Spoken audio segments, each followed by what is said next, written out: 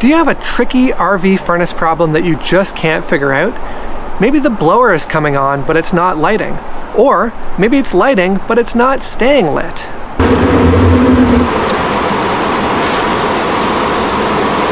It was literally just going. We've been struggling with furnace issues since our trip to Ontario, and the furnace quit. And every time we fixed it, or we thought we'd fixed it, the problem kept coming back. Our heat cut out in the middle of the night. So I've spent hours and hours troubleshooting and diagnosing and putting together a nice step-by-step guide for you to save you time and frustration. And this video comes with a free downloadable PDF quick reference guide, so stay tuned.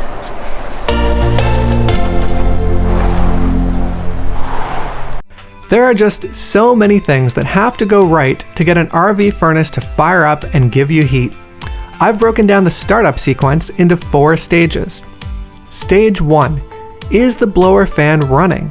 This is the very first thing you need to check. If it's not, stop right there. If your furnace is not blowing air, that means it's not getting 12-volt power. So first, check that the fuse is properly inserted and hasn't blown.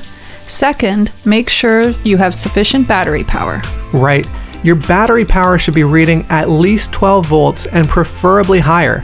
You can check this using your battery meter or get a more accurate reading using an ammeter. Try the furnace again with a fully charged battery or hooked up to shore power.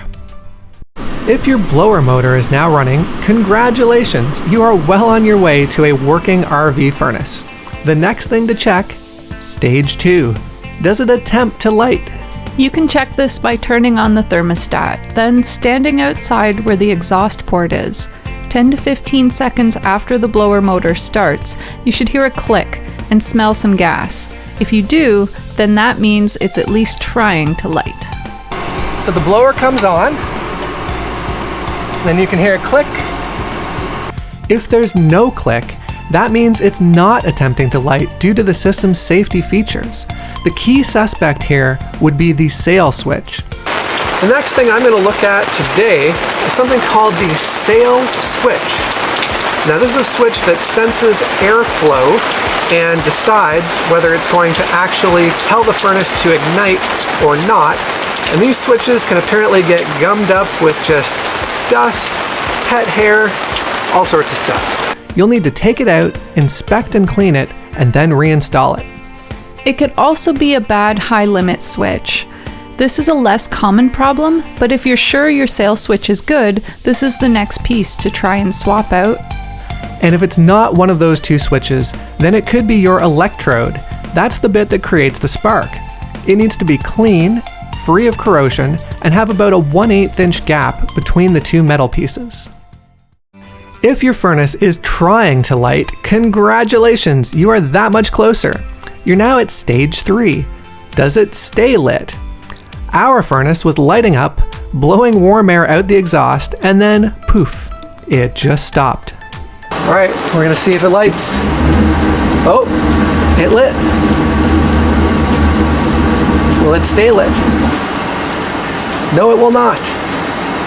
If your furnace won't stay lit, the first thing to check is your gas pressure. Thought to myself, general troubleshooting for the furnace, I never actually checked the propane.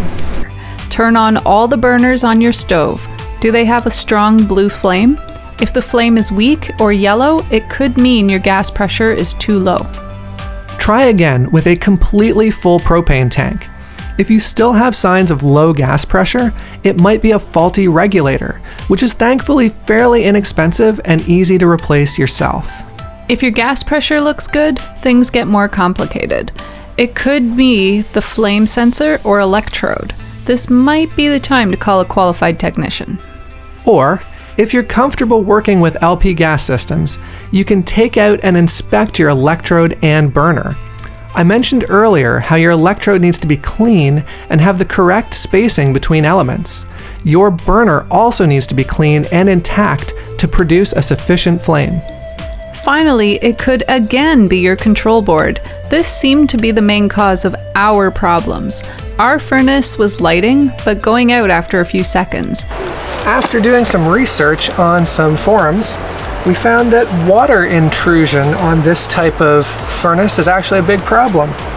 So I took off the circuit board, and underneath is a massive pool of water. So it was sitting with all these nice little circuits in the water and actually running.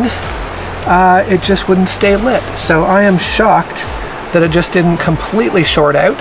But a week or two ago, I called up Dometic and I explained to them the whole situation with our circuit board getting drenched in water and sitting in a puddle. And they said that, yeah, that's a known issue, and we're gonna send you up a kit to mount it so it's not sitting in water. How about that, eh? That's just a little plastic piece. Well, as it turns out, they actually sent me a whole new control board. So that's like a $150 control board that they sent me at no cost. So huge shout out to Dometic. Great job there. So it's likely that the flame sensor was returning a good signal, but the old control board wasn't picking it up. So it would shut the gas valve off after a few seconds. Replacing the control board solved it. So at one point we were having intermittent problems. Most of the time the furnace would light and stay lit, but then every so often it would just conk out. The occasional problem got more and more frequent until it wouldn't stay lit at all. So if you're having periodic troubles, take action quickly. Intermittent problems are the hardest to diagnose. I've covered the main suspects already, and I would focus your efforts mainly on the gas pressure and the control board. At the time of recording this, a new regulator cost about $30 to $40 US, and a new control board will run you just over $100 US. If you're comfortable doing your own repairs, it may be worth replacing these two components first to see if that solves it. And if that doesn't work, or you're simply not comfortable DIYing it, then it might be time to call up your friendly local RV repair technician. We hope these tips help you with your RV furnace troubleshooting. As I mentioned earlier, we put together a downloadable PDF document that summarizes everything we've talked about just now. Check the link in the description below. And if you found this video useful, we'd really appreciate if you could give us a like and subscribe and hit the notification bell, of course. It really helps us out. Thank you. And if you don't mind, take a moment to comment about your RV furnace troubles and successes. And in the meantime, keep on living the life you've imagined.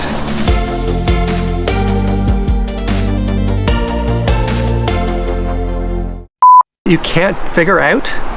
Maybe the furnace Made a quick reference PDF that you can download.